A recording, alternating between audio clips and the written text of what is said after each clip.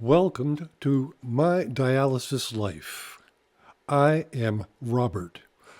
I am a patient receiving in-center hemodialysis care in rural Vermont. Well, I live in rural Vermont and I travel to Burlington 3 times a week for hemodialysis, wherein blood is ported out from my body through the dialysis machine and then returned through. Currently, I've got a port in my chest. I am being measured for what's called a fistula, which will probably go into my right arm. That's probably something that's going to happen over the next 2 to 3 months.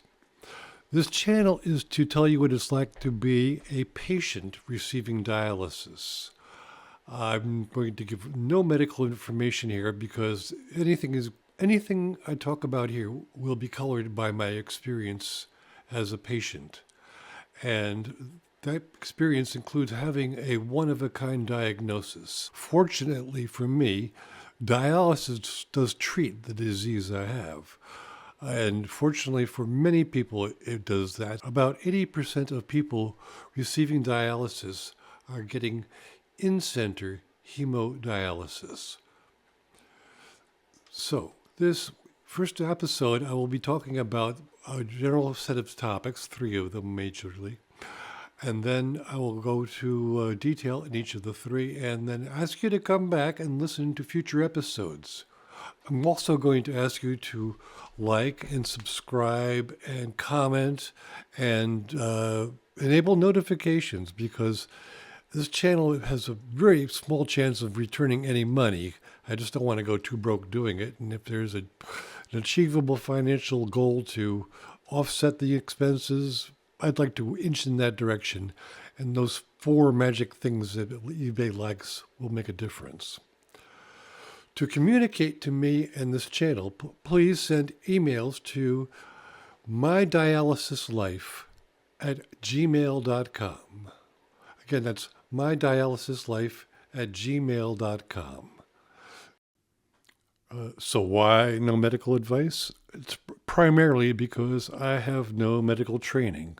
I'm not a doctor, nurse, nothing like that. No, I'm not an EMT.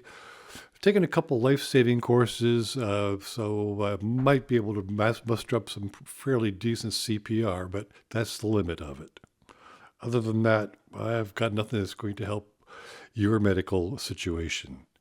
Also, I can't provide much information about what I see and observe because of HPAA regulations.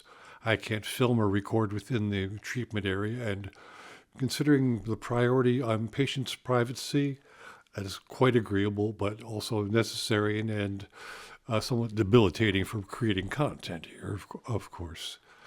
Anyhow, third point, so I want to look out for the safety of the medical personnel. In fact, I'm looking out for the safety of all personnel there at the facility. There have been more than a few incidences, even in Vermont, in the past several years, of violence in medical facilities like hospitals and treatment centers. And unfortunately, you sometimes have to leave some very unsettled people into those facilities and then deal with the consequences once they're inside. And lastly, I will again disqualify myself for medical information, as the disease I have is not your disease. As far as we know, and I'm saying we, collectively we, for all the nephrologists I've seen over the past 6 or 7 years, I have an unknown disease. They call this an idiopathic cystic disease. Fortunately, it can be treated like PKD or PKD2, but it's not the same thing. I don't have the genetic markers. So in any case, anything that they do for my treatment is likely not to translate well enough to yours. So don't try to read between the lines on this. I don't want to tell you and your care team how to take care of you, because honestly, I don't know. Probably the first person you'll meet on your visits for dialysis will be a technician. They're going to bring you in, set you up on the scale to get your weight in kilograms. You're going to be metric going forward. They'll escort you to your recliner or bed, get you settled with a blood pressure, both seated and standing, and take a quick inventory of your general needs for the day. Once they have that information, they upload that verbally and online as well to the nurse in charge of your care. That person will come around next and, in conjunction with the technician, are going to get you hooked up on dialysis. So, first the technician, next the nurse. About once every 2 weeks, with your 3 times a week sessions, you'll be visited by a nephrologist or by a highly skilled doctor or nurse practitioner. So you have actually quite frequent contact with medical personnel who not only know your dialysis case, but are probably quite well informed on any comorbidities. I hate that term, but other stuff you're sick with. How about we call it that? Other stuff you're sick with that can complicate or inform your dialysis treatment. Probably maybe once a month, you'll be meeting up with a dietitian, and that's also a great benefit because managing your diet, managing your fluids, of course, are critical to good declining kidney situations and what you need to have going forward. Lastly, you may be meeting up with social workers who will look into the tangents of your treatment and how it lies outside of your life, like matters as simple as how to get you to dialysis and back, making sure that you are both comfortable and competent at doing so. Matters in your life, are you having any financial matters that they may help you be able to help you sort out? I'm sure they have a lot of resources for that sort of thing. I haven't come up with anything that I can't find somebody to handle there with. So with that team, including the social workers, pretty much everything that's tangential to dialysis care should be available to you either directly or in quick order. Here are a list of topics I propose for future episodes. I'll forge ahead on these, but I'd love to get feedback on any priority viewers out there have for this kind of information. It's right now only up to me to decide, but I'd love to hear more thoughts. Again, I will reveal my email information and or recommend that you comment on this video with any thoughts you have. Upcoming topics include the why and why me of dialysis, minding the gap, and I'll explain what that's about in future episodes. It's a little technical.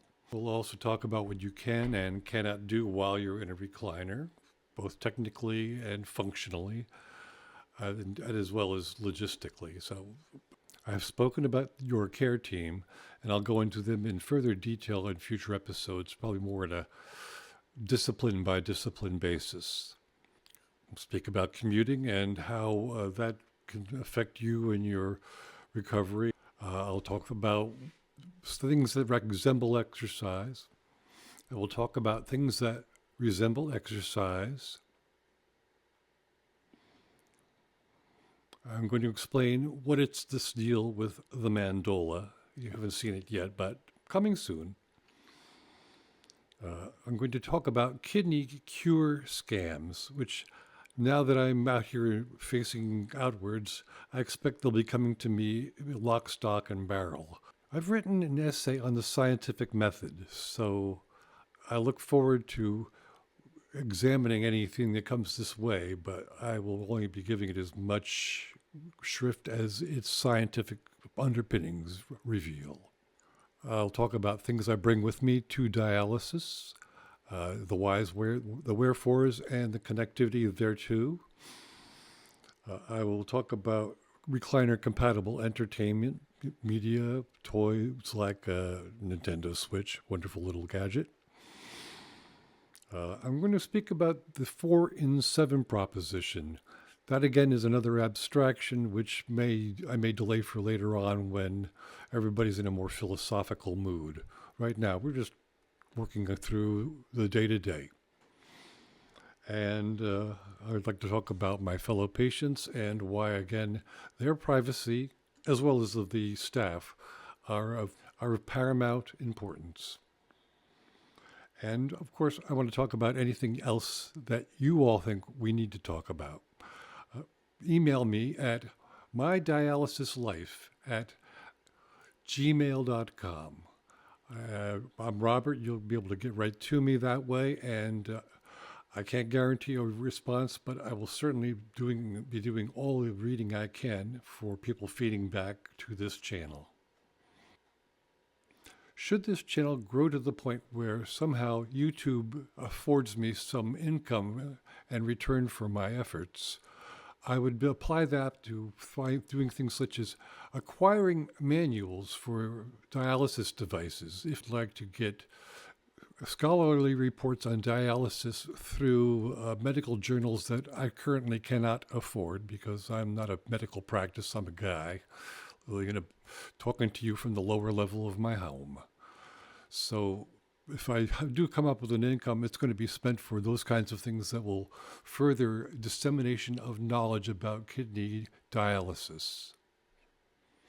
So please subscribe, like this video, comment if you will, and enable notifications if you've subscribed so that weekly basis likely that I put these videos out, you'll get a small, not terribly noisy notification. That's all the notifications need to do.